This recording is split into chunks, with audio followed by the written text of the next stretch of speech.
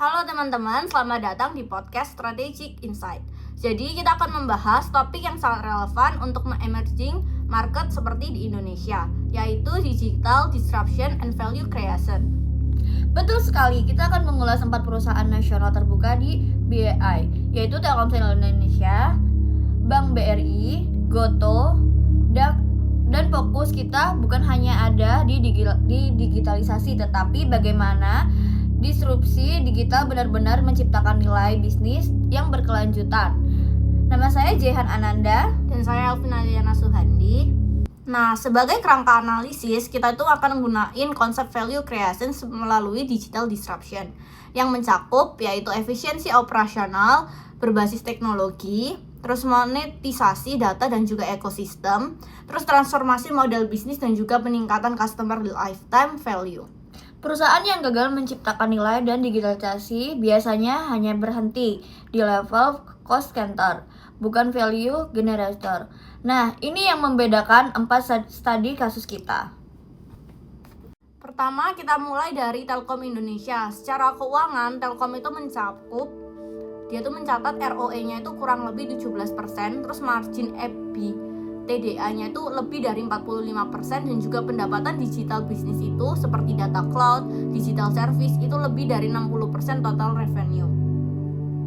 Nah, namun tentangnya adalah pertumbuhan pendapatan yang melambat, terutama di legacy bisnis seperti voice dan SMS.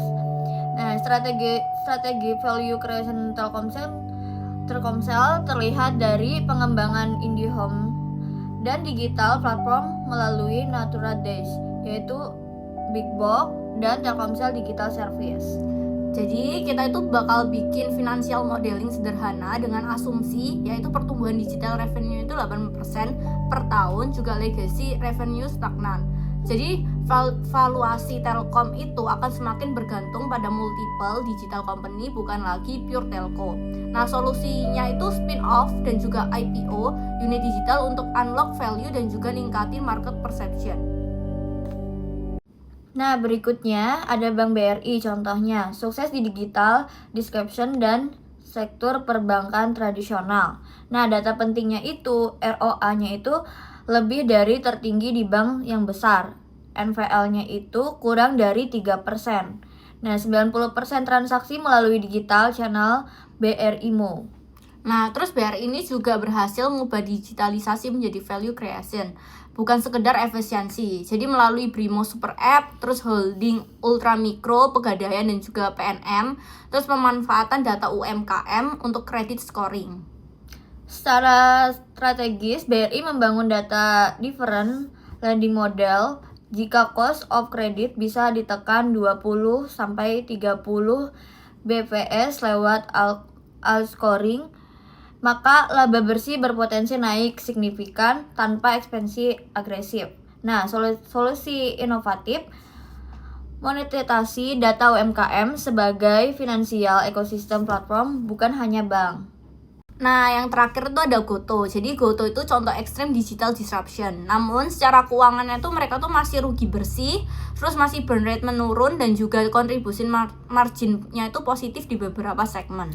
Nah, masalah utama Goto ini adalah value capture, bukan cuma value creation. Dan ekosistemnya itu kuat, rate hailing, e-commerce, dan fintech, tetapi monetisasi belum optimal. Terus financial modeling sederhananya itu menunjukin jika take rate naik 1% dan marketing expense turun 10%, maka path to profitability bisa tercapai dalam 2-3 tahun. Nah, untuk solusinya itu jadi kita tuh harus fokus pada profitable core ecosystem, dan kita ngehentiin subsidi tidak produktif dan juga ngoptimalin data user lintas platform. Nah, dari studi kasus ini kita belajar bahwa digital disruption hanya menciptakan nilai jika disertai perubahan modal bisnis. Terus perusahaan emerging market itu harus mengubah digital dari cost center menjadi value engine, memanfaatkan data sebagai aset strategis, dan juga berani melakukan cannibalization terhadap bisnis lama. Nah, karena pada akhirnya yang bertahan bukan yang paling besar, tapi yang paling adaptif dalam strategis. Nah, terima kasih sudah ngedengerin Strategic Insight. Jangan lupa like, comment, dan juga subscribe. Sampai jumpa di podcast selanjutnya. Bye bye.